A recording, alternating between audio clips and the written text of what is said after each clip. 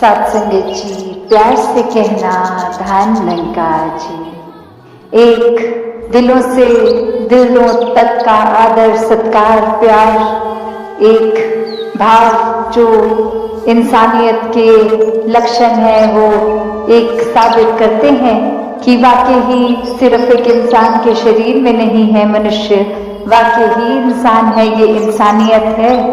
तो मन में ऐसे भाव ना आए कि खाली तसले तो बड़े हल्के फुल्के, ये तो हम इससे ज्यादा कर सकते हैं, महापुरुष कह भी रहे हैं तो हम आदेश ना माने। हम तो एक बलवान है, शरीर ताकत रखता है, और एक ये अक्सर भाव के पीछे एक फिटनेस या कोई और उद्देश्य भी एक छुपा कर रख लेते हैं कि कोई बात नहीं, आज जिम नहीं जाएंगे, आज सेवा कर लेंगे, बॉडी तो बन जाएगी। तो बात वो नहीं है। एक भाव, एक उसका बाय प्रोडक्ट जरूर है कि जब तन से सेवा कर रहे हैं तो शरीर ने तो स्वस्थ रहना ही है। तो बात वो नहीं कि एक भाव सेवा का नहीं, पर इसलिए ही कुछ कर रहे हैं कि चलो 2 हाथ हिला लेंगे, शरीर ठीक रहेगा। ये शरीर ने तो खुद ब खुद ठीक रहना है अगर मन के भाव ठीक रहेंगे, वरना अक्सर ये भी हर एक ने नोटिस किया है एक कभी ना कभी कि एक स्वस्थ शरीर भी हो, पर अगर मन एक मायूस होने लगता है तो सीधा शरीर की सेहत भी डूबती है। तो बात यही, ये मन से तन से एक ये लिंक जो है, और कैसे एक मन में भाव पावन हो, पवित्र हो, सेवा भाव हो, एक अपने आप को दूसरों की नजर में उठाने के भाव ना हो, सिर्फ इतना ही कि हम तो कुछ करने लायक है नहीं, ये सेवा हिस्से आए तो ये खुशकिस्मती है, और इसको पूरी तरह निभाने की ना समझ, ना अकल, ना कोई कैपेसिटी, पर ये दातार ने मौका बख्शा है तो वो योगदान जरूर होगा। वो अक्सर हम कितनी बार वो उदाहरण अनेकों बार हर कोई सुनते हैं कि चाहे वो एक छोटी सी चिड़िया का आग पे पानी देना या कोई गिलहरी का कुछ उठाना, तो बात वही कि ये नहीं कि कितना क्वांटिटी की बात नहीं हो रही, ये भाव की, ये दिल के क्वालिटी की बात हो रही है कि नहीं तो अगर हम सोचें हम अपना पूरे से पूरा एक बल भी लगा लें, कोई एक वजन इतना ही उठा पाएंगे, वरना तो कितनी देर लगनी है। अगर ये सेवा, अगर हम इस तरह से हम सोचें कि हमसे ज्यादा हल्के तसले भर के भेज रहे हैं महापुरुष, हम अगर कस्सी पकड़े होते तो ऊपर तसले से भी ऊपर उसको भर पाते और उसको एक हाथ से कस्सी से डालते और दूसरे हाथ से आगे भी पास कर देते। तो बात वो नहीं है, नहीं तो कितनी देर लगनी है कि बस एक अनाउंसमेंट होनी है कि अब मैदानों में ये हाथों से सेवा नहीं होगी। वो तरह तरह की वैज्ञानिक मशीनें आ चुकी हैं जो ज्यादा एक अच्छी फिनिश से जमीन को भी एक जैसा चाहते हैं उतनी सुंदरता से कर पाएंगी, एक फिनिशिंग भी अच्छी आ जाएगी और समय तो बहुत ही कम लगेगा। तो बात वो नहीं है, ये करने में देर भी नहीं लगेगी। एक मशीन का एक कैपेसिटी, वो मिट्टी एक जगह से उठाने तक दूसरी जगह तक ले जाने में शायद कुछ मिनट ही लगेंगे, और हम अगर प्रयत्न करके भी उतनी मिट्टी को मूव कर रहे हैं उसमें घंटों। तो बात वही कि ये सब होने के लिए ये एक भाव का होना जरूरी कि जहाँ सेवा भाव है वहाँ वो सेवा भाव परवान भी होता है। वहाँ फिर यही मन में रहता है कि संत अपने हाथों से सेवा करना, एक ये अपॉर्चुनिटी को, ये मौके को गवाए ना। नहीं तो बात ये नहीं कि हम सेवा नहीं करेंगे तो सेवा हो नहीं पाएगी, हमसे बेहतर कोई और नहीं कर सकता। नहीं, अगर ऐसे भाव हैं तो इस निराकार को तो देर ही नहीं लगेगी कि हमसे ज़्यादा, हमसे बेहतर हर एक फील्ड में अनेकों ऑलरेडी हैं। बस वो कहीं से भी निरंकार को प्रकट करके उस समय वो सेवा ले लेगा जो हम सोच रहे हैं कि हमसे बेहतर कोई नहीं कर सकता। कि ये निराकार ने तो हर पल ही बेहतरीन बनाया है, तो हमें उस समय वो पल अच्छे क्यों नहीं लग रहे, कमी किसमें है, वो हमें अपने अंदर झांक के देखना है। कैसे ये पल हम उस तरह, उस नजरिए से तो सोच लेंगे कि ये जो वक्त बीत रहा है ये अभी कैसा भी है, तो ये वक्त की तरह ये कुछ टाइम बाउंड है और निकल जाएगा। पर ये माइंडसेट ऐसा ही रखेंगे तो ये जीवन ही बीत जाएगा और फिर ये पछतावा हाथ कि ये समय था तो क्या किया, ये शिकवे किए, ये फोकस इस तरफ रखा कि चीज़ें मेरे मुताबिक ठीक हो जाएं। और जिस तरह, जिस रूप में इस निराकार ने दिया, वो उस तरह को एक पूजनीय समय की तरह नहीं लिया गया, वो वैल्यू नहीं कही गई उस समय की, उस परिस्थिति की। तो बात वही कि हर परिस्थिति ही अच्छी है, हर परिस्थिति में रहना।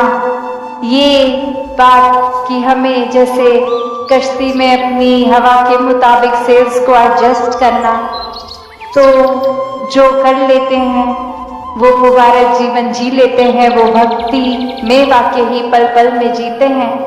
क्योंकि जब एक भक्ति कर रहा है तो वाकई ही कोई सुध-बुध नहीं होती, अपनी परिस्थितियों की तो दूर की बात, अपने शरीर का भी पता नहीं लगता।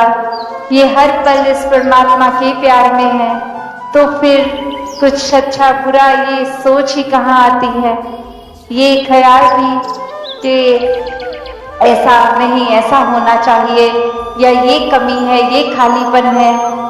पर जैसे जैसे अभी राजपिता जी ने भी जो जिक्र किया कि हम एक रास्ता किस चीज़ के लिए बना रहे हैं, ये खालीपन, ये गलतियों, ये कमियों पे अगर नज़र ही डालते रहेंगे तो उन्होंने मैग्नीफाई होना है, उन्होंने बढ़ना है।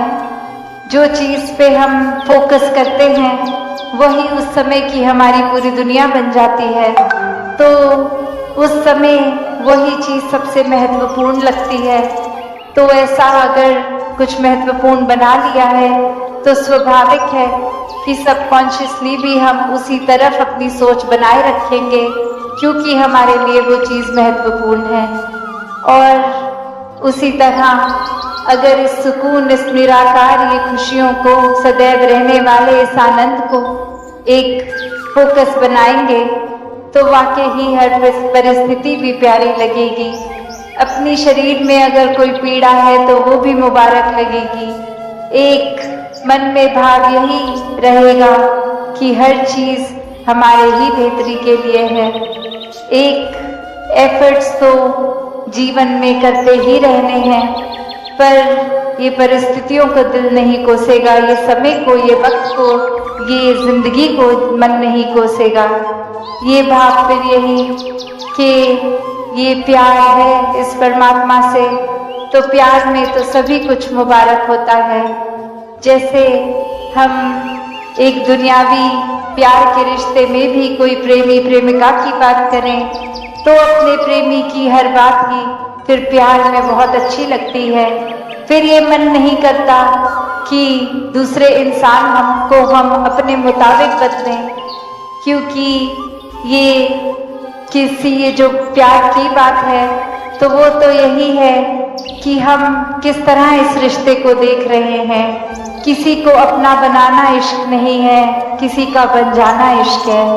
तो पूरी तरह ये समर्पण की बात, ये प्यार की बात कि जिस तरह ये सामने वाला चला रहा है ये एकमिक होके उसी तरह चलने लगे। और वही ये आत्मा परमात्मा का भी रिश्ता है, ये एकमिक होके जीने वाला। इसमें फिर क्यों, किंतु, परंतु कुछ भी सवाल नहीं, कुछ भी एक शिकायतें नहीं, कुछ भी इम्परफेक्ट नहीं है। फिर सब कुछ परफेक्शन से, एक बहुत ही पूर्णता से है। ये हर पल बहुत ही सुनहरा है। फिर ये जीवन में जो ये समागम का भी टॉपिक, ये विस्तार, तो ये विस्तार हर चीज में आएगा। ये ज्ञान ही अपने आप में इस निराकार के इतने करीब लाने के लिए, और ये निराकार ही इसका विस्तार हर जगह, ये कभी भी खत्म ना होने वाला। और कैसे फिर हम अपने सोच की भी विस्तार करें, अपने स्वभाव में अच्छाइयों के का भी विस्तार करें। ये पल पल में हर पहलू में जीवन के देखें तो ये अच्छाइयों का ही विस्तार हो। तो कैसे जब इस निराकार, इस पूरन से जुड़ गए तो वाकई ही हर पल सुनहरा है। ये हर पल में फिर एक सच्चाई के साथ जुड़े हैं, तो फिर फर्क नहीं पड़ता कि ये जीवन में हम किस तरह जी रहे हैं। अभी उठ के कोई अपनी ड्रीम्स बना रहे हैं या सोते हुए कोई सपना आया, सब एक बराबर लगता है, क्योंकि इस निराकार से ये लिप जुड़ गई है। और फिर वो बंद आंखों का भी सपना मुबारक है, और जीते हुए अपने सपनों की ओर एक परिश्रम करते हुए वो अचीव करने की कोशिश भी मुबारक, क्योंकि वो हर चीज ही भक्ति बनी है। फिर ये दिल हर समय खुश भी रहता है, हर एक को खुशियां देने के बहाने ढूंढता है। किसी के प्रति ऐसी सोच नहीं कि एक इंसान का नुकसान किया जाए। बस यही होता है कि अगर कोई परिस्थिति ऐसी भी है जहां खुद अपने आप को एक पल के लिए एक कांटा भी चुभता है, पर दूसरे के लिए अपने हाथों से वो फूल की पंखुड़ी उनके रास्ते में बिछा दी जाए, तो ऐसा ही जीवन, ये कोई किताबी बातों का जीवन नहीं है, ये कोई हाइपोथेटिकल जीवन नहीं है, ये संतों का जीवन है। संत ऐसे ही होते हैं। और अब वो हम अपने आप से मेल करने ऐसे जीवन का, क्या हमारा जीवन ऐसा हो गया है? ये रुतबा, ये बोलने के लिए तो महापुरुष शब्द हमारे लिए संत बोल देते हैं, पर क्या हम उस पे उतरे हैं? सिर्फ ब्रह्म ज्ञान होना ही क्या काफी है? एक जीवन को ब्रह्म ज्ञान पे अगर नहीं चलाया तो ब्रह्म ज्ञान हिस्से में हो ना हो एक बराबर ही है। तो ये तो भक्ति की शुरुआत ही ब्रह्म ज्ञान है। इस भक्ति को हर एक ने जीना है, हर एक के हिस्से आ सकती है, हर एक के अंदर इस निराकार ने वो कैपेसिटी, वो कैपेबिलिटी भी भरी है कि पूर्ण संत बन सके। तो जो फासला है, जो चीजें भी हमें रोक रही हैं ऐसा जीवन जीने के लिए, उसको खुद में झांक के आइडेंटिफाई करें, देखें क्या है, किन चीजों पे काम करना है। ये निराकार तो हर समय ही साथ है, इसका सहारा लेते रहें और हर पल खुद में ये सुधार करें, ये ब्रह्म ज्ञान की समझ का विस्तार करें। तो ऐसे ही भावों को भक्तों ने हमेशा से समझाया है कि इस धरा पे आए हैं तो जीवन इस तरह जिए कि वाकई ही वो एक सफल जीवन हो। ये श्वासों ने तो एक दिन खत्म हो जाना है, पर बात वो है कि ये सांस चलते चलते इस जीवन का क्या कर रहे हैं, कैसे एक समय जो मिला है क्या उसका सदुपयोग हो रहा है या दुरुपयोग हो रहा है।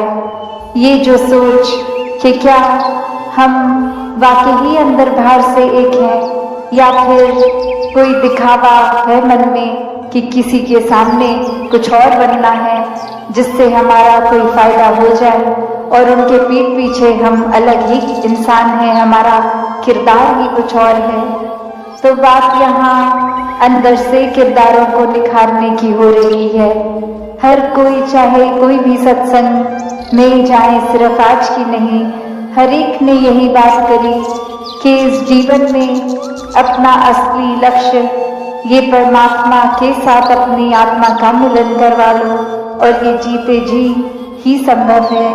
और वो मौका हर समय होता है, आज भी है, जहाँ ये परमात्मा को जाना जा सकता है। और कैसे फिर जीते जी इस संसार में वाकई ही एक भक्ति हर समय की करी जा सकती है। फिर मनों में नफरतें नहीं तो इंसान की हालत तो ये भी है, जैसे एक शायर ने बखूबी लिखा है, जुबान पे मिठास है सबकी, दिल में जहर उतारे बैठे हैं।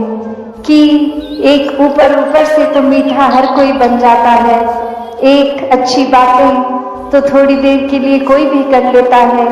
किसी का दिल जीतना, किसी को इम्प्रेस करना, कुछ समय के लिए एक वाहवाही मिल जाए, ऐसा कुछ बोला जा सकता है, एक वो एक्ट, एक परफॉर्मेंस की जा सकती है। पर दिल में क्या है कि हम मुंह से तो कह रहे हैं, अक्सर कोई मिलता है तो अचानक से कहीं बाजार में तो बोलते हैं, वाह आज तो दिन इतना अच्छा हमारा बीतेगा, इतने दिनों बाद आपके दर्शन हुए हैं, ये दिल बहुत अच्छा महसूस कर रहा है। और वही जैसे ही वो दो बातें करके चल दिए, वहीं अपने साथ कोई और हो तो उसको कह रहे हैं कि हमें जल्दी जाना था और इनके साथ 5 मिनट बर्बाद हो गए, अब तो और जल्दी हमें पहुंचना होगा, ये इन्होंने तो पूरा टाइम ही खराब कर दिया। तो बात वही कि छोटे छोटे एक ही एग्जाम्पल्स हैं, जहाँ एक हम अपने अंदर ही, अपना अंतर्यामी हर कोई है, ये हम देख सकते हैं कि कहाँ खड़े हैं हम, कि क्या वाकई ही सिर्फ ये शब्दों तक ही है सीमित बात, या फिर वाकई ही जीवन में ये सिखलाई उतर गई है, ये गुण उतर गए हैं कि किसी को सिर्फ हम ये सिर्फ बात ही नहीं बोले कि गुरसिक मूजत गुरसिक मिलता है वेद के चाचर जान देने, कि किसी संत को देखकर दिल बहुत ही खुश हो जाता है, क्योंकि ये संत भी इसी परमात्मा की बात करता है, इसी परमात्मा के साथ जोड़ता है। ये सत्संग में भी, और अगर वैसे भी कोई संत मिले तो सीधा निराकार दातार की ही याद आती है। तो क्या ये वाकई ही हम महसूस कर रहे हैं, या एक किसी को देखते ही उनकी ये जजमेंट्स उनके लिए दिमाग में घूम रही हैं कि ये इंसान तो ऐसे हैं, ये तो ऐसा करते हैं, ऐसा बोलते हैं, इनके शब्द इनके जीवन से नहीं उतरते, हमें ये पसंद नहीं है, और मुंह पे उनको वैसा ही आदर सत्कार दे रहे हैं, और पीठ पीछे उनकी ये मन इज्जत नहीं कर रहा। और कैसे हर समय संतों ने और ये सत्संग में भी एक संदेश देते रहते ही हैं संत, कि कैसे इस निराकार की तरफ तो मुख हर समय रहे हमारा, एक मन में इस निराकार के प्रति ये लगन ही बनी रहे, एक सेवा चाहे कर रहे हो उस समय भी वो ध्यान ये नहीं कि ये कार्य रूप में क्या हो रहा है, पर ये संतों के लिए सेवा हो रही है, वो मन के समर्पित भाव, तो ऐसे ही भाव, महान भाव शुरू से रहे हैं। एक ये दिखावा मात्र नहीं कि कुछ महापुरुष हैं जो हमारे जानकार हैं, एक साथ ही घर से आए हम, चाहे बसों में, चाहे वाहनों में, या कैसे भी, और वो महापुरुषों की नजर में हमें एक कुछ साबित करना है, तो उनके सामने कुछ जानबूझ के इतनी देर ही सेवा कर ली जितनी देर उनकी अटेंशन रही, और वो उद्देश्य सेवा का नहीं, वो तो कुछ किसी के मन में एक अपने रुतबा ऊपर करने का बना चुके हों, तो वैसे सेवा हरगिज़ सेवा नहीं है। सेवा तो ऐसे है मन के भाव कि कोई देख रहा हो ना देख रहा हो, ये भक्त तो इस परमात्मा की मस्ती में झूमते हुए वो एक आदेश अनुसार जो भी उस समय की सेवा है उसको करते हुए कभी ये नहीं सोचते कि ओ अगर महापुरुषों ने आदेश दिया कि जाके खाली तस्लों की लाइन छोटी है उसमें लग जाएं, एक भरे तस्लों में तो काफी महापुरुष पहले से ही हैं, तो मन में ऐसे भाव ना आए कि खाली तसले तो बड़े हल्के फुल्के, ये तो हम इससे ज्यादा कर सकते हैं, महापुरुष कह भी रहे हैं तो हम आदेश ना माने। हम तो एक बलवान है, शरीर ताकत रखता है और एक ये अक्सर भाव के पीछे एक फिटनेस या कोई और उद्देश्य भी एक छुपा कर रख लेते हैं कि कोई बात नहीं, आज जिम नहीं जाएंगे, आज सेवा कर लेंगे, बॉडी तो बन जाएगी। तो बात वो नहीं है। एक भाव, एक उसका बाय प्रोडक्ट जरूर है कि जब तन से सेवा कर रहे हैं तो शरीर ने तो स्वस्थ रहना ही है। तो बात वो नहीं कि एक भाव सेवा का नहीं, पर इसलिए ही कुछ कर रहे हैं कि चलो 2 हाथ हिला लेंगे, शरीर ठीक रहेगा। ये शरीर ने तो खुद ब खुद ठीक रहना है अगर मन के भाव ठीक रहेंगे, वरना अक्सर ये भी हर एक ने नोटिस किया है एक कभी ना कभी कि एक स्वस्थ शरीर भी हो पर अगर मन एक मायूस होने लगता है तो सीधा शरीर की सेहत भी डूबती है। तो बात यही, ये मन से तन से एक ये लिंक जो है, और कैसे एक मन में भाव पावन हो, पवित्र हो, सेवा भाव हो, एक अपने आप को दूसरों की नजर में उठाने के भाव ना हो, सिर्फ इतना ही कि हम तो कुछ करने लायक है नहीं, ये सेवा हिस्से आई तो ये खुशकिस्मती है और इसको पूरी तरह निभाने की ना समझ, ना अकल, ना कोई कैपेसिटी, पर ये दातार ने मौका बख्शा है तो वो योगदान जरूर होगा। वो अक्सर हम कितनी बार वो उदाहरण अनेकों बार हर कोई सुनते हैं कि चाहे वो एक छोटी सी चिड़िया का आग पे पानी देना या कोई गिलहरी का कुछ उठाना, तो बात वही कि ये नहीं कि कितना क्वांटिटी की बात नहीं हो रही, ये भाव की, ये दिल के क्वालिटी की बात हो रही है कि नहीं तो अगर हम सोचें हम अपना पूरे से पूरा एक बल भी लगा लें, कोई एक वजन इतना ही उठा पाएंगे, वरना तो कितनी देर लगनी है। अगर ये सेवा, अगर हम इस तरह से हम सोचें कि हमसे ज्यादा हल्के तसले भर के भेज रहे हैं महापुरुष, हम अगर तसली पकड़े होते तो ऊपर तसले से भी ऊपर उसको भर पाते और उसको एक हाथ से गस्ती से डालते और दूसरे हाथ से आगे भी पास कर देते। तो बात वो नहीं है, नहीं तो कितनी देर लगनी है कि बस एक अनाउंसमेंट होनी है कि अब मैदानों में ये हाथों से सेवा नहीं होगी। वो तरह तरह की वैज्ञानिक मशीनें आ चुकी हैं जो ज्यादा एक अच्छी फिनिश से जमीन को भी एक जैसा चाहते हैं उतनी सुंदरता से कर पाएंगी, एक फिनिशिंग भी अच्छी आ जाएगी और समय तो बहुत ही कम लगेगा। तो बात वो नहीं है, ये करने में देर भी नहीं लगेगी। एक मशीन का एक कैपेसिटी, वो मिट्टी एक जगह से उठाने तक दूसरी जगह तक ले जाने में शायद कुछ मिनट ही लगेंगे और हम अगर प्रयत्न करके भी उतनी मिट्टी को मूव कर रहे हैं उसमें घंटों। तो बात वही कि ये सब होने के लिए ये एक भाव का होना जरूरी कि जहाँ सेवा भाव है वहाँ वो सेवा भाव परवान भी होता है। वहाँ फिर यही मन में रहता है कि संत अपने हाथों से सेवा करना, एक ये अपॉर्चुनिटी को, ये मौके को गवाए ना। नहीं तो बात ये नहीं कि हम सेवा नहीं करेंगे तो सेवा हो नहीं पाएगी, हमसे बेहतर कोई और नहीं कर सकता। नहीं, अगर ऐसे भाव हैं तो इस निराकार को तो देर ही नहीं लगेगी कि हमसे ज्यादा, हमसे बेहतर हर एक फील्ड में अनेकों ऑलरेडी हैं।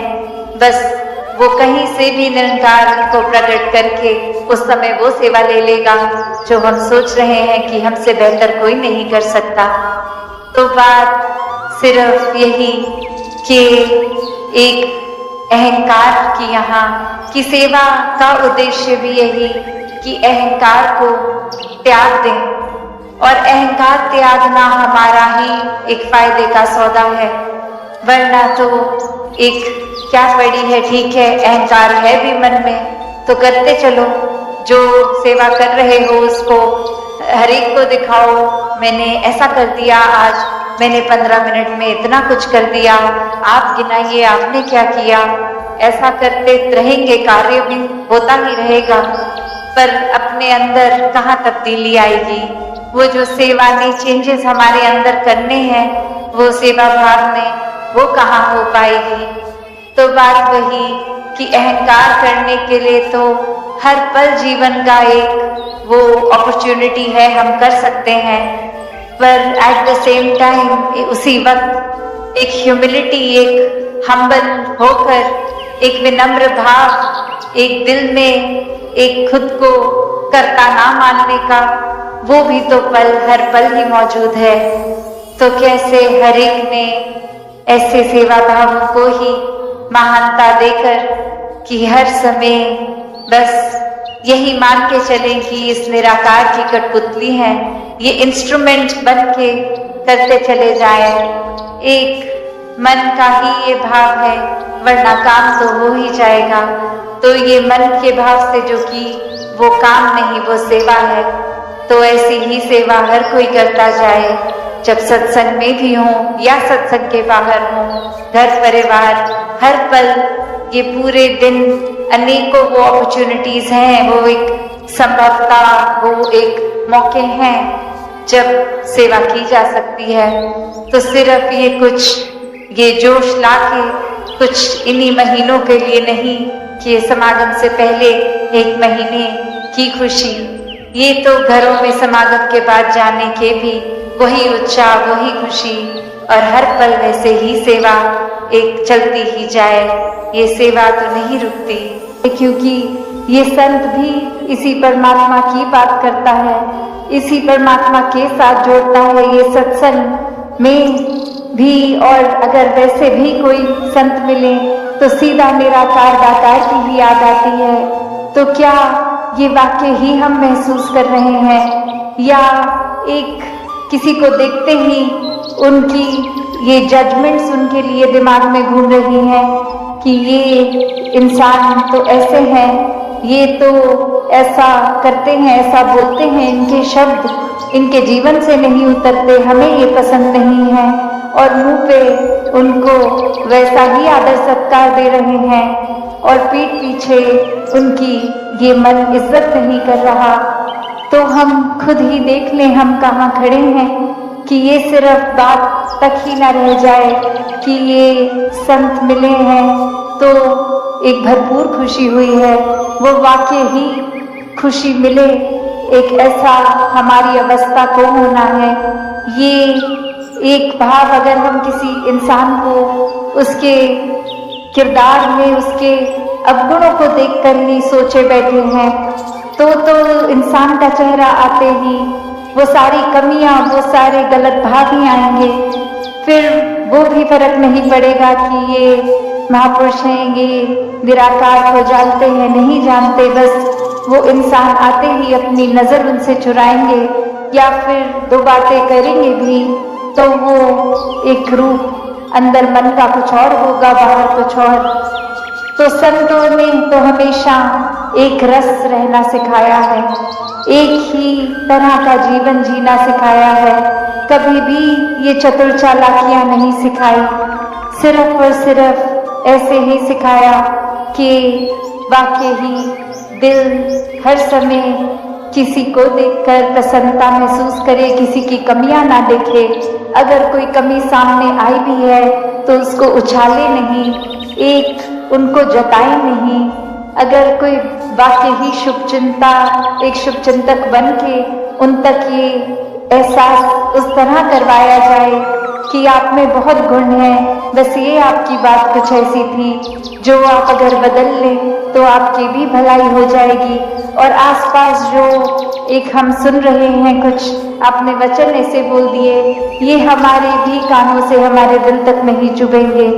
तो एक तरीका कि किस तरह मन वाकई ही चाहता है किसी और की बेहतरी होए, इम्प्रूवमेंट होए, तो वो एक मन तरीका अपनी बात कन्वे करने का, बात अगले तक समझाने का भी एक सही तरीका ढूंढ लेता है।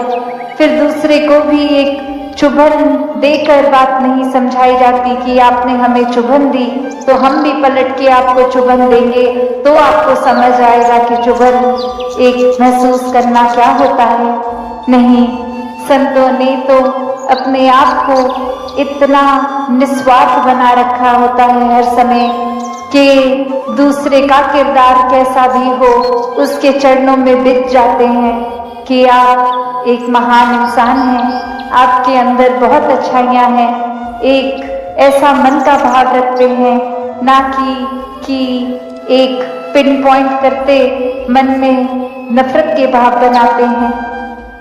अक्सर ये नफरतों से दिलों में दूरियां ही इतनी हो जाती हैं कि चाहे एक घर परिवार में एक छोटे से दायरे में ही हों तो भी एक कमरे में परिवार का कोई एक इंसान और दूसरे में और ये आपस में ही एक बात नहीं कर पा रहे, परिवार के कोई तीसरे इंसान को कोई मैसेज दे रहे हैं कि जाके उनको ऐसा बोल दीजिए कि ये एक डायरेक्ट हम बात नहीं कर रहे हैं, ये मनों में मनमुटाव आ गए हैं।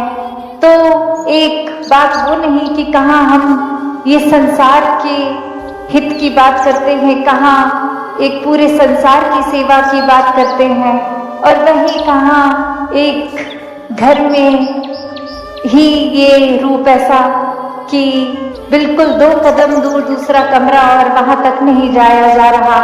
ये मन में अहंकार, ये खुद को सही साबित करने की कोशिश इतनी कि दूसरे को उस समय समझा भी नहीं जा रहा, बस हम ठीक हैं ये बात को पकड़ के, और हो सकता है ठीक हो भी, दूसरे का पॉइंट हो सकता है उस बात के लिए ठीक ना भी हो, तो भी ये बातचीत बंद कर देना तो कोई सल्यूशन नहीं है। सात संगत जी, दान लंकार जी।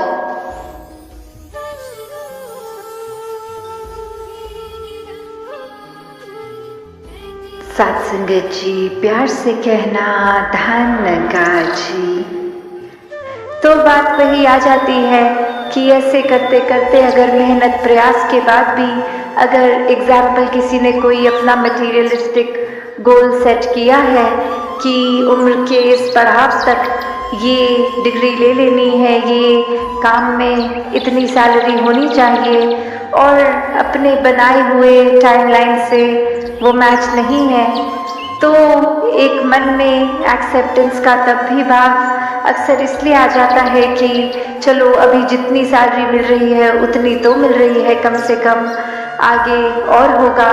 पर ऐसे करते करते अगर ये इजाफा, ये इंक्रीज नहीं होता हमारी मटीरियलिस्टिक वेल्थ में, तो मन बेचैन रहने लगता है। फिर एक मन में खुद के लिए ही वो कंपैरिजन्स औरों से कर करके एक मन छोटा हो जाता है, एक परेशानी हर समय हम महसूस करने लगते हैं, क्योंकि यहाँ सिर्फ बात वो नहीं कि जो परमात्मा ने दिया उसको एक्सेप्ट करा, पर अक्सर ध्यान वही जो नहीं है हमारे पास, उसको भी जब इंसान एक्सेप्ट कर ले कि कोई बात नहीं, किसी और के पास अगर कोई चीज़ है जो हमारे पास नहीं है, तो ऐसी एक्सेप्टेंस भी एक स्वभाव की भी एक्सेप्टेंस की कोई बात नहीं, ये अगर कोई गुण मुझे पसंद है सामने वाले इंसान में हो जिनसे हम बात कर रहे हैं, पर उनका नेचर, उनका स्वभाव अलग है, ऐसा ये गुण उनमें नहीं है, तो भी कोई बात नहीं, ये प्यारे फिर भी है, हर कोई इंसान अच्छा है, क्योंकि हो सकता है वो पर्टिकुलर गुण ना भी हो उनमें, तो ऐसे और कितने गुण होंगे उनमें जो हम में नहीं है। तो हर कोई जहाँ एक उस तरह देखा जाए कि अपने अंदर झांके तो हमारे स्वभाव में भी कितनी कमियां हैं, कितने गुण अभी तक जीवन में आए ही नहीं, तो वो पैरामीटर दूसरों को जज करने का कैसे बना लेते हैं, और अक्सर हम फिर बहुत जजमेंटल भी हो जाते हैं एक किसी गुण को लेके कि ये गुण एक समय में अगर बात कर रहे हैं उस गुण का तो उसको पॉजिटिव गिना देते हैं, और दूसरी सिचुएशन में वही चीज को लेके एक उसको नेगेटिव लाइट में एक गलत की तरह दिखा देते हैं। तो ऐसी ही एक कहानी कि एक इंसान किसी के घर जाता है और बोलता है कि हम ट्रैवल कर रहे थे, हम आपके घर में आपकी बेटी की भी शादी थी और आपके बेटे की भी शादी थी, तो घर में दो शादियां हम अटेंड नहीं कर पाए, हम ट्रैवल कर रहे थे, तो अब ये कंग्रेचुलेशंस हमारी एक्सेप्ट करें और हमको बताइए कि आपकी बेटी एक अलग घर में गई तो वो एडजस्ट अच्छे से हो गया, वहाँ नया शहर था, और ये घर में भी जब बहू आई है तो घर में भी आपके इस रूप में एडजस्टमेंट हो गई, बच्चे खुश हैं। तो अब वो एक लेडी ऑफ द हाउस बोलने लग गई उनको, गेस्ट को समझाते कि मेरी बेटी तो बहुत ही खुश है, मेरी बेटी को कुछ वहाँ ससुराल में काम नहीं करना पड़ता, वो तो बस आराम ही करती है, जो एक उसके हस्बैंड है वो काम पे भी जाते हैं, काम से आके सब घर का खाना भी वो बना देते हैं, वो एक हाउस होल्ड पूरे में हेल्प भी बहुत अच्छी एक उस तरह है। तो मेरी बेटी बस आराम से है, कुछ है नहीं कि एक काम बहुत कुछ घर में करने के लिए, बहुत रिलैक्स मूड में है, बहुत खुश है। और अभी जब वो अपने बेटे के ऊपर बात लेके आ रहे हैं तो यही बात रखते हुए कह रहे हैं, पर मेरा बेटा जब से उसकी शादी हुई है पता नहीं उसको क्या हो गया है, ये मेरी बहू को तो रेस्ट करने को बोल देता है और खुद ही घर के काम सारे कर लेता है और सारा कुछ खुद ही करता है, उसको कुछ करने नहीं देता। तो अब ये सुनने वाला भी एकदम हैरान कि जब यही क्वालिटी एक हस्बैंड में अपनी बेटी के अंदर से आप गिनवा रहे थे तो वो एक बहुत अच्छी क्वालिटी की तरह बता रहे थे कि आपकी बेटी घर में रिलैक्स करती है, पर अब सेम बात आपकी बहू अगर कर रही है तो ये एक्सेप्टेंस कहाँ गई? फिर बात वही कि ये फर्क कर दिया बेटी और बहू में, क्योंकि बेटी को अपना माना, बहू को अभी तक अपना नहीं माना। तो बात वही कि अक्सर बहुत अलग अलग एक पहलू होते हैं एक्सेप्टेंस के, और वो अपने आप ही स्वाभाविक हो जाता है एक्सेप्ट करने का जब ये बेस, ये कॉमन फैक्टर, ये प्यार हो। तो जब तक जीवन में प्रेम नहीं है कुछ भी फिर स्वाभाविक नहीं हो पाता। वो कुछ भी इम्प्लीमेंट करना है तो वो एक प्लान की तरह इम्प्लीमेंट होता है, बहुत नेचुरल फ्लो में नहीं हो पाता। पर जैसे ही जीवन में प्यार आता है वो फिर प्यार अनकंडीशनल लव बन जाता है। ये परमात्मा के प्रति भी प्रेमा भक्ति का रूप लेता है, और जिसको एक बार वाकई ही इस परमात्मा से असली रूप में प्रेम है तो हर एक से ही प्रेम है। फिर कोई भेदभाव नहीं, फिर कोई भी फर्क नहीं कि कैसे ये इंसान तो इस कैटेगरी में है या हमारे हिसाब से ये अलग अलग डिविजन्स, फिर वो दिमाग कोई भी वजह से कोई बायसनेस नहीं करता। फिर एक ही ये नजरिया जाता है कि हर एक से बहुत कुछ है सीखने के लिए, कि there's so much to learn from everyone। तो बात वही कि अपने अंदर झांकने की, ये इंट्रोस्पेक्शन की बात है कि हर कुछ इस संसार में बहुत अच्छा चल रहा है, पर हमारा नजरिया क्या है? क्या हम उस तरह के इंसान बन गए हैं कि एक परफेक्ट सिचुएशन में भी इम्परफेक्शन ढूंढते हैं, एक सही चीज जो चल रही है उसमें भी कमियां निकालने वाला नजरिया बन गया है? या फिर हमारा नजरिया वही बात जैसे बोलते हैं every cloud has a silver lining, कि चाहे कितना भी अंधेरा हो, सिचुएशन कितनी भी एक डल है, एक अंधकारमयी है, पर उसमें भी वो आशा की रोशनी की किरण दिखती है। तो बात वही कि ये नजरिया हमारा कैसा है, और फिर हर बार जब भी ऐसे पल आते हैं तो नज़रिया क्या होता है? क्या हम हर बार एक पॉजिटिव्स देखने की बजाय नेगेटिव्स इसलिए देखते हैं और उसको एक एक्सक्यूज बोल देते हैं कि दिस इज माय नेचर, ये मेरा स्वभाव है, मैं पॉजिटिव नहीं देख पाता, मैं सिर्फ नेगेटिव देखता हूँ। तो बात वही कि स्वभाव, ये नेचर, ये रोजमर्रा की आदतें कोई ऐसी नहीं है जो कभी बदली नहीं जा सकती। These are ever changing. इनको हम थोड़ा सा मेहनत करके, एक काम करके ये हैबिट्स को, एक थॉट प्रोसेस को, एक पॉइंट ऑफ व्यू को बदल सकते हैं। प्यार एक ऐसी चीज है, कितनी भी अभी उसकी आप लिमिट पे पहुंचते जाओ, वो अपना दायरा और बड़ा हो जाता है, उसकी कभी कोई एक सीमा नहीं है। और जहाँ लग रहा है कि किसी को हम इतना प्यार दे रहे हैं, फिर भी उनका स्वभाव हमारे प्रति ठीक नहीं हो रहा, वो एक किसी न किसी रूप में एक दर्द, एक घर बन रहा है, तो उस समय भी ये प्यार को नहीं छोड़ना। और यही बाबा जी समझाते थे कि फिर उस समय तो ये प्यार की डोज को, ये प्यार की दवाई की डोज, इसको और बढ़ाना है, इसको डबल डोज करना है। तो कभी इस चीज से अपने मन को पीछे नहीं करना, अपने कर्मों को, अपने भावों को, कि दूसरा इंसान अगर प्यार नसीब नहीं कर पा रहा तो भी हमारा क्या काम है, हमने तो प्यार देना है। और अगर उस इंसान को किसी एक तरह से वो रिसीव नहीं हो रहा तो भले तरीका बदल जाए, पर प्यार का भाव, मूल गुण ये ना बदला जाए।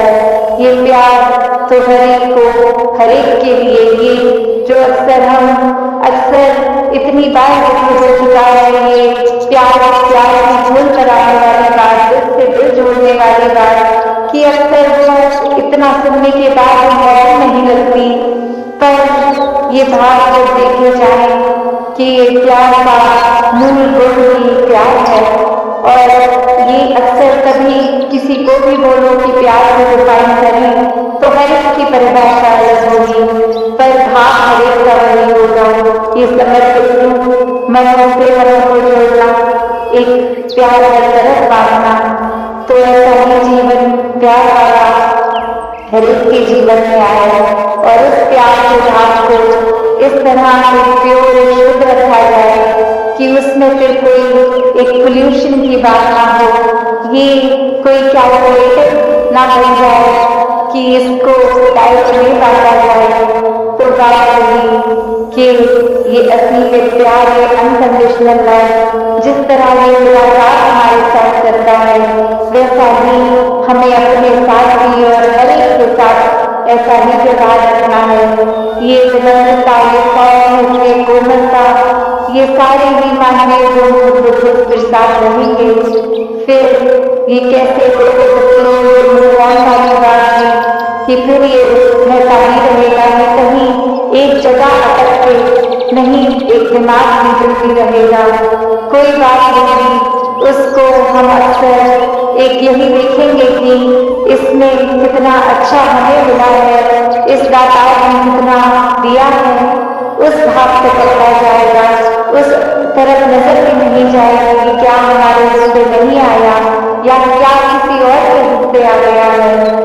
तो खुद पे केंद्रित होकर एक जहाँ ये तन भी हमारा इस निराकार में देना है, दिया है, और पहले ब्रह्म में भी हमने तन मन धन जब इस निरंकार को समर्पित किया कि तुम्हारी गीता है निराकार, हम सिर्फ कस्टोडियंस बन के इसका ध्यान रखेंगे। तो फिर ये ध्यान भी रखना है, ये तन को भी स्वस्थ रखने का पूरा प्रयास, और मन को भी फिर एक गूंजने नहीं देना, एक मन को भी निंदा नफरत की ओर नहीं लेके जाना। इस मन को हर समय फिर ये नहीं दिमाग में डाल देना कि ये मन के भाव इस तरह हो जाए कि अब जीवन में खुशी कि कहीं पे भी वो दृष्टि नहीं पड़ रही, खुशी एहसास की तरह नहीं आ रही। तो वो बात कही कि जो एक रिस्पॉन्सिबिलिटी इस निरंकार के जीवन में, जहाँ एक स्पिरिचुअलिटी की तरफ एक अपनी रूह की असली पहचान ये आत्मा परमात्मा का हुए ब्रह्म ज्ञान को दिया है, वही निराकार में ये तन मन और ये जड़ रूप जो भी माया का, ये सब भी हमने इसका बहुत ध्यान रखना है, हर एक का सदुपयोग ही हो। ये रूप चाहे अगर हम ये बात बोल रही हैं मंगलाचरण में धनी में कि ये तेरा रूप है संसार, तो ये रूप तो माया में ही है, माया में ही से निराकार है, तो कैसे इस माया में से निराकार भी झांका जा सकता है।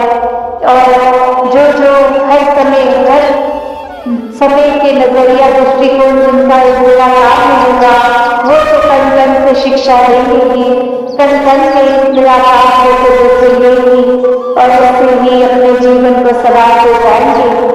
तो भक्ति भरा जीवन भी इसी तरह का जीवन है जो हमेशा बिना बोझ के ये बहता जाता है, इस प्यार से युक्त होता है और पहले खुद प्यार के हर तरफ भी प्यार को ढूंढता है। फिर चाहे कितनी भी नेगेटिविटी आए जीवन में, उसको एक ऐसा नजरिया बना के ये प्यार को ही स्ट्रेंथ बनाता है कि फिर कोई और चीज का असर भी नहीं हो पाता।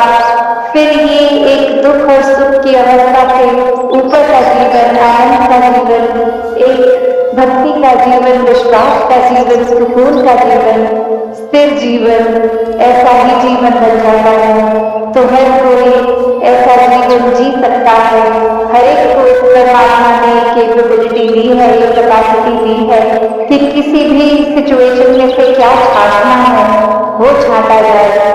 तो हर कोई जहाँ अच्छाइयाँ भी छाटता रहे, और अगर नोटिस भी होती हैं कोई बुराइयाँ, तो वो बुराइयों पे भी फिर नजर डाल के उनको भी कैसे कन्वर्ट किया जाए अच्छाइयों में, चाहे अपनी या सामने वाले की, तो वो बात भी उनसे की जाए, उनके बारे में समझाया उनको जाए, किसी और के प्रति का भाव किसी और को ना बताया जाए।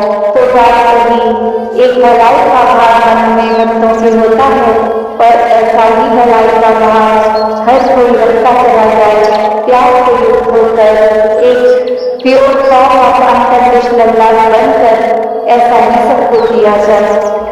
तो ये जीते जी समय है जब अपने जीवन में ही इस परमात्मा को जान ले, एक हर समय भक्त बनकर इसके एहसास में हर समय अपना जीवन बिताएं और वही भक्तों का संदेश हर समय रहा हो, चाहे कोई भी योग हो, कि यही एक जीवन में आए हैं तो सबसे प्राथमिकता के ऊपर ये काम करना है।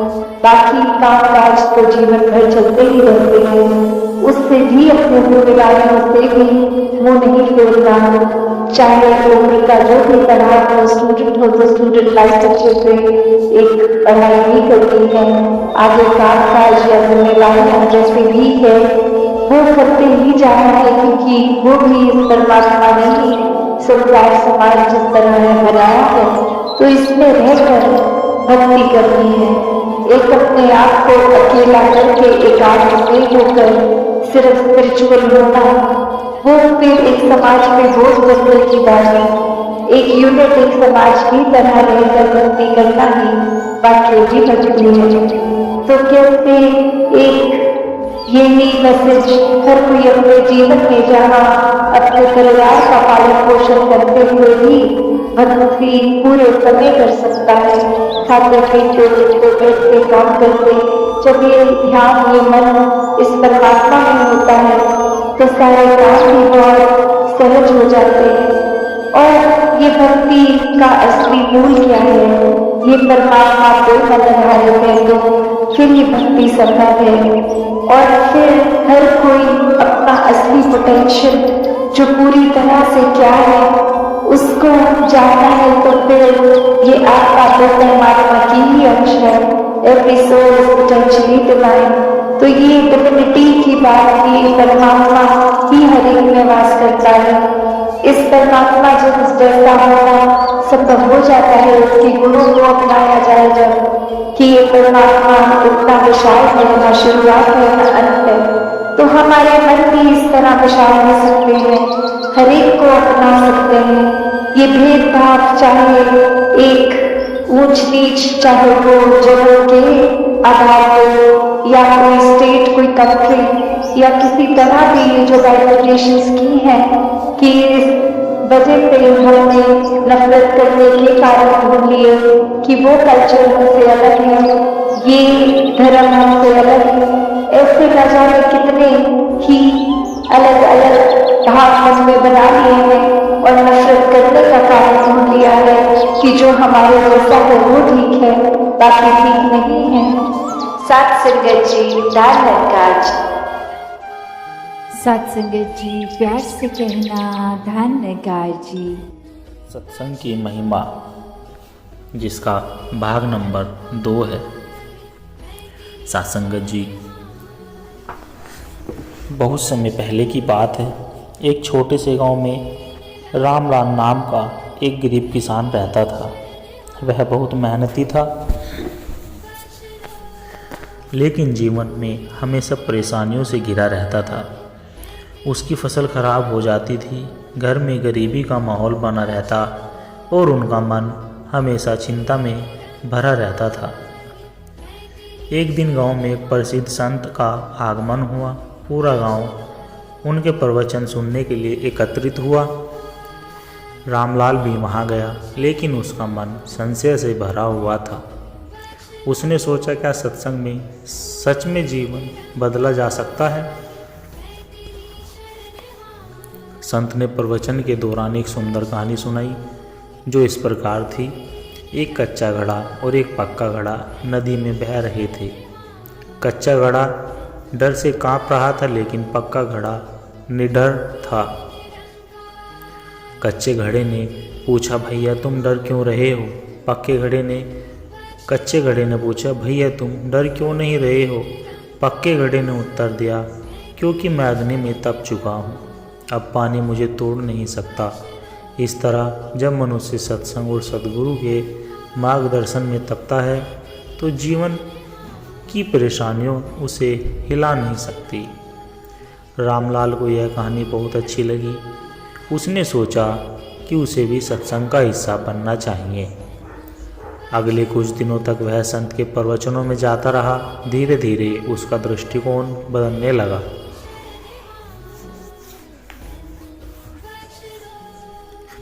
रामलाल ने संत के उपदेशों को अपने जीवन में अपनाना शुरू किया। उसने अपने कर्मों में ईमानदारी, धैर्य और प्रेम को स्थान दिया। पहले जहाँ वह छोटी छोटी बातों पर क्रोधित हो जाता था, अब वह ध्यानपूर्वक समस्याओं का समाधान खोजने लगा। कुछ महीनों बाद उसकी मेहनत रंग लाई।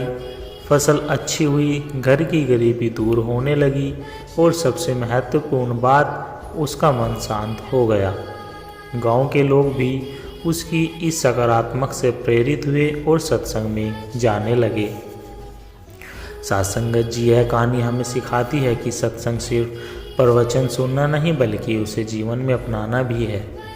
जब हम अच्छे विचारों, अच्छे कर्मों और आध्यात्मिक ज्ञान के साथ जीवन व्यतीत करते हैं, तो कोई भी परेशानी हमें हिला नहीं सकती।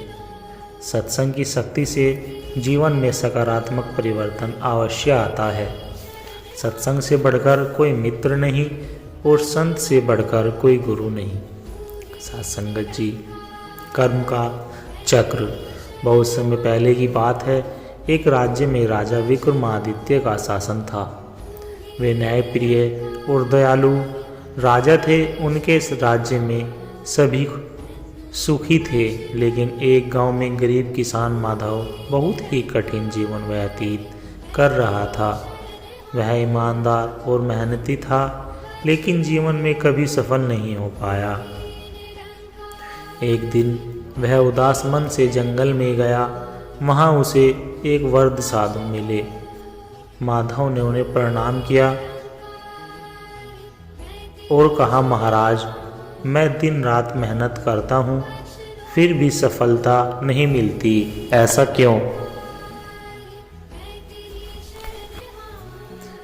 साधु मुस्कुराकर बोले, यह सब तुम्हारे पूर्व जन्म के कर्मों का फल है, लेकिन यदि तुम अच्छे कर्म करते रहोगे तो आने वाला समय अवश्य सुधरेगा।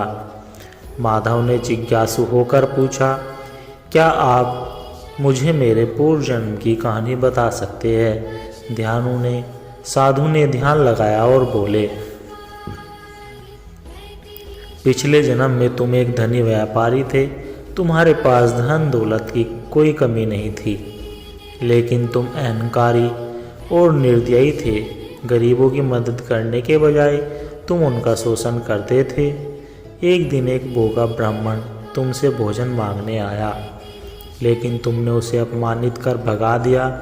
उसी दिन तुम्हारे व्यापार में भारी नुकसान हुआ और कुछ समय बाद तुम्हारी मृत्यु हो गई।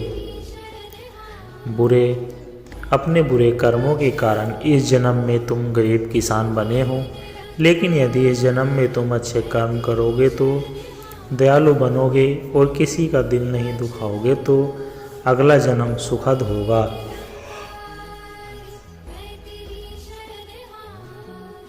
और शायद इसी जन्म में भी परिवर्तन आ सकता है। माधव ने साधु की बातों को गहराइयों से समझा। उसने निश्चय किया कि अब वह ईमानदारी के साथ परोपकारी भी करेगा। उसने अपनी थोड़ी सी फसल में से कुछ हिस्सा भूखों को दान दे दिया। गांव में जो लोग परेशान थे उनकी यथासंभव मदद करने लगा। धीरे धीरे उनका समय बदलने लगा। उसकी फसलें पहले से बेहतर होने लगी। गांव के लोग उसकी प्रशंसा करने लगे और राजा विक्रमादित्य को भी उसके परोपकार की कहानियाँ सुनाई देने लगी। एक दिन राजा गांव में आए और माधव की ईमानदारी और परोपकार से प्रभावित हुए। उसे अपने दरबार में एक महत्वपूर्ण पद दिया। अब माधव के जीवन में समृद्धि आ गई और उसने यह समझ लिया कि कर्म ही मनुष्य का असली भाग्य बनाता है। सात्संगत, जिस कहानी से हमें यह शिक्षा मिलती है कि हमारे जीवन में जो भी अच्छा या बुरा होता है वह हमारे कर्म का ही फल होता है, लेकिन यदि हम सच्चे मन से अच्छे कर्म करें तो भाग्य को बदला जा सकता है। कर्म का चक्र घूमता रहता है, लेकिन जो सच्चे मन से अच्छे कर्म करता है वह अवश्य सुख प्राप्त करता है। सत्संगत जी, कर्मों का खेल। हमारा जीवन एक रहस्यमय यात्रा है और इस यात्रा में जो कुछ भी हमारे साथ होता है वह हमारे कर्मों का परिणाम होता है। प्राचीन शास्त्रों में कहा गया है, जैसा करोगे वैसा ही भरोगे। यह संसार कर्मों का एक विशाल खेल है जहाँ हर कार्य का प्रतिफल अवश्य मिलता है। सत्संगत जी, आज के इस विस्तृत प्रवचन में हम निम्नलिखित बिंदुओं पर चर्चा करेंगे, जैसे कर्म का अर्थ और परिभाषा, कर्म के प्रकार, कर्म और भाग्य का संबंध, कर्म का फल कब और कैसे मिलता है, पिछले जन्मों के कर्म और उनका प्रभाव, कर्मों से मुक्ति का मार्ग, एक प्रेरणादायक कथा सारांश। सत्संगत जी, संस्कृत में कर्म शब्द का अर्थ होता है कार्य या क्रिया। यह हमारे विचारों, शब्दों और कार्यों से मिलकर बनता है। भागवत गीता में श्री कृष्ण ने अर्जुन से कहा था, तुम्हारे कर्म करने का अधिकार है, लेकिन उसके फल की चिंता मत करो। इसका तात्पर्य यह है कि कर्म ही हमारे जीवन का आधार है और जो भी हम करते हैं उसका प्रभाव हमारे जीवन पर अवश्य पड़ता है। हिंदू धर्म और योग दर्शन में कर्मों को 3 भागों में विभाजित किया गया है। नंबर 1 संचित कर्म, नंबर 2 प्रारब्ध कर्म, नंबर 3 क्रियात्मक कर्म। अक्सर लोग सोचते हैं कि भाग्य ही सब कुछ तय करता है, लेकिन सच्चाई यह है कि भाग्य भी कर्मों के आधार पर बनता है। यदि कोई व्यक्ति बीज बोता है तो उसमें समय पर पानी और खाद देने होंगे। यदि वह मेहनत करेगा तो फसल अच्छी होगी। यदि कोई व्यक्ति गलत कार्य करेगा तो उसका बुरा परिणाम उसे भविष्य में अवश्य मिलेगा। इसलिए भाग्य कर्मों का ही परिणाम है।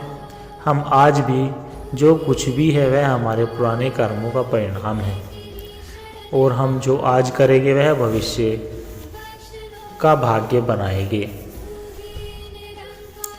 कई बार लोग यह सवाल पूछते हैं कि मैंने अच्छे कर्म किए फिर भी मुझे कष्ट क्यों मिल रहा है, या बुरे लोगों को सुख मिल रहा है। इसका उत्तर यह है कि कर्मों का फल, जैसे ही हम कोई कर्म करते हैं उसका परिणाम तुरंत मिल जाता है। यदि कोई आग में हाथ डालता है तो वह तुरंत जल जाएगा। कुछ कर्मों का फल कुछ समय बाद मिलता है, जैसे यदि कोई किसान बीज बोता है तो उसे फसल के लिए कुछ समय इंतजार करना पड़ता है। कुछ कर्मों का फल अगले जन्म में मिलता है, जैसे यदि किसी को जन्म से ही कष्ट या सौभाग्य प्राप्त हुआ है वह पिछले कर्मों का ही फल हो सकता है। हिंदू धर्म में पूर्ण जन्म और कर्म का गहरा संबंध बताया गया है। यदि कोई व्यक्ति पिछले जन्म में अच्छे कर्म करता है तो उसे इस जन्म में अच्छे अवसर मिलते हैं। जैसे यदि कोई व्यक्ति पिछले जन्म में एक दयालु राजा था तो हो सकता है कि इस जन्म में वह एक सम्मानित नेता बने। यदि कोई व्यक्ति पिछले जन्म में लालची और क्रूर था तो हो सकता है कि इस जन्म में उसे गरीबी या कष्ट सहन करने पड़ सके। इसलिए हमेशा अच्छे कर्म का चयन करना चाहिए ताकि भविष्य का जीवन सुखद हो।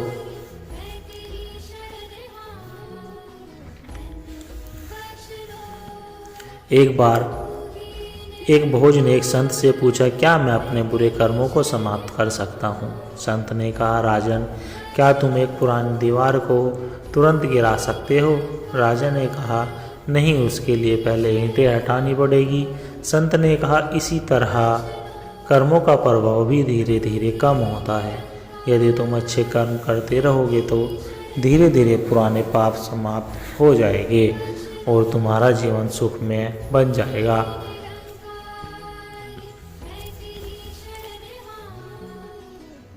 संगत जी, सत्संग विचार आत्मा की शुद्धि का मार्ग। सत्संग का अर्थ है सज्जनों की संगति, यानी यह उन लोगों के साथ रहना जो सत्य, धर्म और ईश्वर की ओर ले जाते हैं। सत्संग न केवल हमारे विचारों को शुद्ध करता है बल्कि हमारे जीवन को भी एक नई दिशा देता है। प्राचीन ग्रंथों में कहा गया है, सत्संगति किम न करोति पुषांग में, अर्थात सत्संग मनुष्य के जीवन में सब कुछ अच्छा कर सकता है। संस्कृत में सत का अर्थ होता है सत्य, ईश्वर, धर्म, और संग का अर्थ होता है संगति, साथ या जुड़ाव। इस प्रकार सत्संग का अर्थ हुआ सत्य, धर्म और ईश्वर की संगति। सत्संग केवल किसी गुरु के प्रवचन सुनना ही नहीं बल्कि अपने मन, विचार और कर्मों को भी शुद्ध करना है। जब हम ईश्वर के भक्तों, संतों और ज्ञानियों की संगति में रहते हैं तो हमारा मन भी उनके जैसा ही बनने लगता है। जब हम संतों, गुरुजनों या ज्ञानी पुरुषों के साथ बैठते हैं और उनके विचारों को सुनते हैं, जब हम गीता, रामायण, उपनिषद या अन्य धार्मिक ग्रंथों का अध्ययन करते हैं, जब हम ईश्वर के भक्तों से मिलते हैं, उनके साथ भजन कीर्तन करते हैं और उनकी सेवा करते हैं, जब हम अपने भीतर झांक कर आत्ममंथन करते हैं और सत्य को पहचानते हैं। जैसे जल में सत्संग का प्रभाव मन की शुद्धि, जैसे जल में गंगा मिलने से पवित्र हो जाता है, वैसे ही जब हम सत्संग में बैठते हैं तो हमारे विचार भी पवित्र हो जाते हैं। हमारे अंदर से बुरे विचार, क्रोध, अहंकार, ईर्ष्या और द्वेष समाप्त होने लगते हैं। सत्संग हमें यह सिखाता है कि जीवन में आने वाले दुख और सुख दोनों ही क्षणिक है। यह हमें सिखाता है कि सकारात्मक रहना ही जीवन की सच्ची विजय है। सत्संग हमें आत्मज्ञान, आत्मा, परमात्मा और जीवन के उद्देश्यों के बारे में सिखाता है। हम समझ पाते कि हम यह शरीर नहीं बल्कि एक आत्मा है जो ईश्वर का अंश है। गीता में श्री कृष्ण कहते हैं, सत्संग से विवेक जागृत होता है, विवेक से मोक्ष की प्राप्ति होती है। सत्संग हमें यह सिखाता है कि हमारे कर्म ही हमारे भाग्य को बनाते हैं। यदि हम अच्छे कर्म करेंगे तो हमारा भविष्य भी अच्छा होगा। सत्संग भक्ति की पहली सीढ़ी है। भक्ति के बिना जीवन अधूरा है। संत तुलसीदास ने कहा है, बिनु सत्संग विवेक न हुई, अर्थात सत्संग के बिना विवेक नहीं जागता। सत्संग में जाने से हमारे अंदर ईश्वर के प्रति प्रेम और श्रद्धा जागृत होती है। धीरे धीरे हमारा मन सांसारिक विषयों से हटकर भगवान की ओर आकर्षित होने लगता है।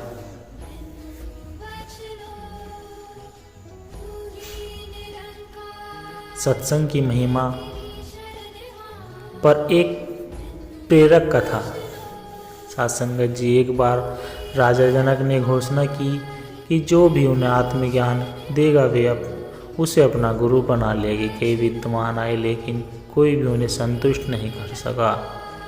तभी अष्टावक्र ऋषि आए। वे शारीरिक रूप से विकृत थे लेकिन आत्मज्ञान से परिपूर्ण थे। दरबार में बैठे पंडित उनकी विकृति आकृति देखकर हंसने लगे। अष्टावक्र ने राजा जनक से कहा, राजन, ये लोग विद्वान नहीं हैं, ये केवल शरीर को देख सकते हैं, आत्मा को नहीं। यह आत्मज्ञान कैसे देंगे? राजा जनक समझ गए कि अष्टावक्र सच्चे ज्ञानी हैं। उन्होंने उनसे आत्मज्ञान मांगा। अष्टावक्र ने कहा, राजन, सत्संग ही सबसे बड़ा ज्ञान है। जब तक मनुष्य संतों की संगति नहीं करेगा तब तक उसका मन सांसारिक बंधनों में उलझा रहेगा, लेकिन जैसे ही वह सत्संग में आएगा उसकी आत्मा को शांति और मोक्ष का मार्ग मिलेगा। राजा जनक ने सत्संग का मार्ग अपनाया और ब्रह्म ज्ञानी बन गए। साधुसंगत जी, सत्संग से प्राप्त होने वाले लाभ कुछ इस प्रकार है, जैसे मन की शांति। सत्संग से मन का अशांत स्वरूप समाप्त हो जाता है। जैसे आत्मा की शुद्धि, बुरे विचारों से छुटकारा मिलता है। आत्मज्ञान, हम अपने असली स्वरूप का ज्ञान होता है। सद्गुणों की वृद्धि, अहंकार, क्रोध, लोभ, मोह से बचाव होता है। मोक्ष की प्राप्ति, जीवन का अंतिम लक्ष्य ईश्वर की प्राप्ति है। सत्संग जीवन को अंधकार से प्रकाश की ओर ले जाता है।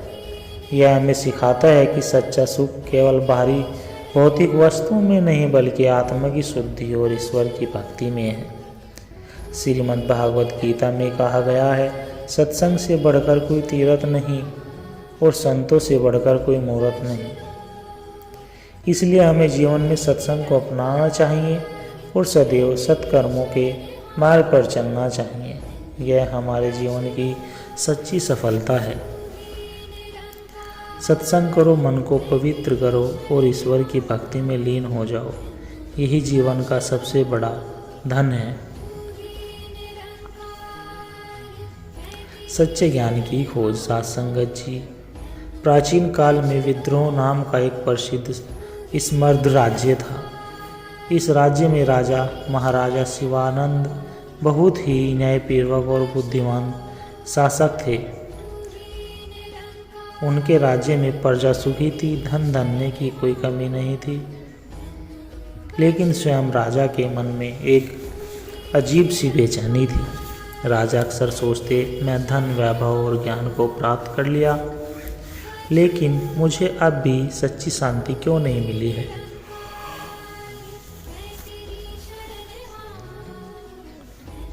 एक दिन राजा ने अपने दरबार में सभी विद्वानों, संतों और गुरुओं को आमंत्रित किया और पूछा, संसार में सबसे बड़ी संपत्ति क्या है?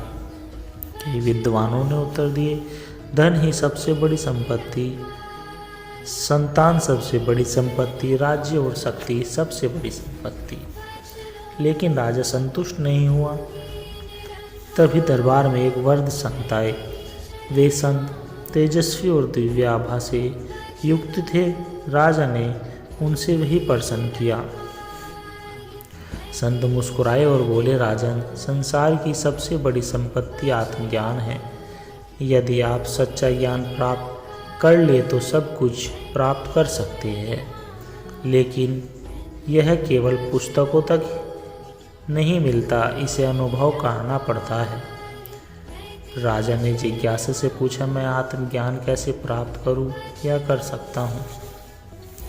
संत बोले, राजन, इसके लिए आपको अपनी सुख सुविधाओं का त्याग कर कुछ समय के लिए एक सच्चे मार्गदर्शक की शरण में जाना होगा। यदि आप तैयार हैं तो कल सूर्योदय के समय नगर के पूर्वी द्वार पर आइए।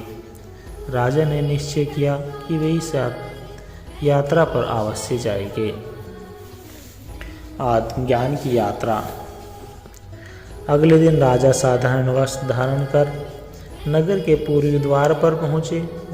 वहाँ वही संत परीक्षा कर रहे थे।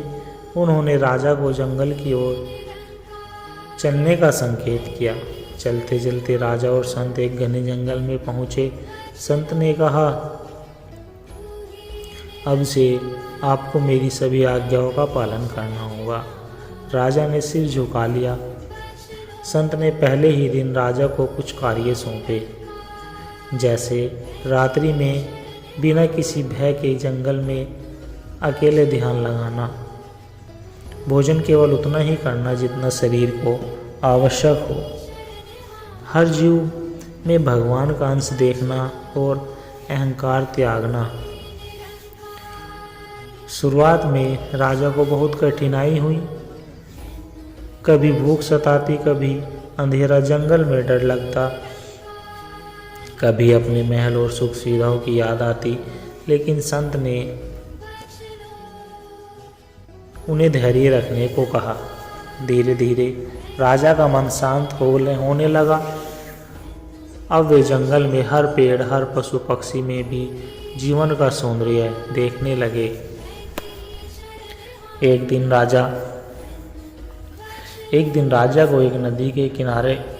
संत राजा को नदी के किनारे ले गए। उन्होंने राजा से कहा, इस नदी में झांक कर देखो, तुम्हें क्या दिखाई देता है? राजा बोले, मुझे अपनी ही छवि दिखाई दे रही है। संत ने राजा को कुछ कंकड़ पानी में डालने को कहा। जब राजा ने ऐसा किया तो पानी में लहरें उठी और उनकी छवि धुंधली हो गई।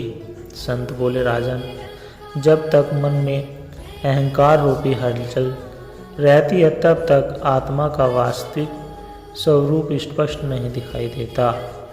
जैसे ही मन शांत होता है वैसे ही आत्मज्ञान प्रकट होता है। राजा को पहली बार अपने अंदर के भ्रम का अनुभव हुआ। उन्होंने महसूस किया कि वे अब तक बाहरी वैभव में उलझे हुए थे, लेकिन असली सुख तो मन की शांति में है। कुछ सालों तक राजा ने संत के मार्गदर्शन में साधना की। एक दिन ध्यान में बैठे बैठे उन्होंने एक दिव्य अनुभूति हुई। उन्हें एहसास हुआ कि मैं यह शरीर नहीं।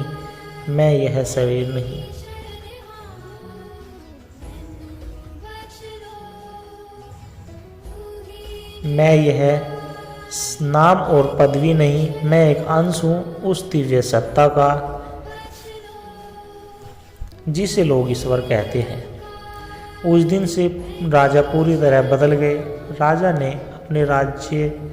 राजा वे अपने राज्य लौटे तो पहले की तरह सत्ता और ऐश्वर्य का मोह था।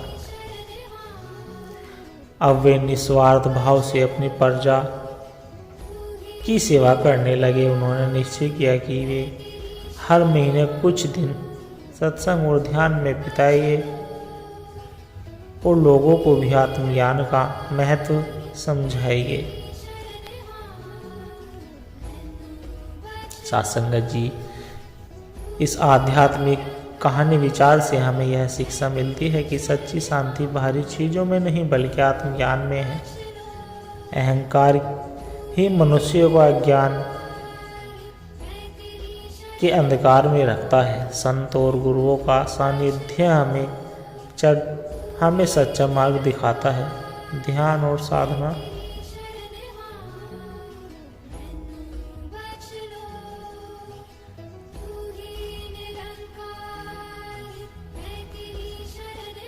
सत्संगत जी, आप जी को अगर दास के द्वारा कहे गए आध्यात्मिक सत्संग विचार, कहानी विचार पसंद आए हो तो लाइक, कमेंट, शेयर ज़रूर करें और हमारे चैनल को सब्सक्राइब कर दें और दास को आशीर्वाद दें कि आप जी के चरणों में हर रोज़ ऐसे ही विचार, सुंदर विचार, पंक्तियाँ, कहानी विचार लेकर आता रहूँ। सत्संगत जी प्यार से कहना, धन्य निरंकार जी।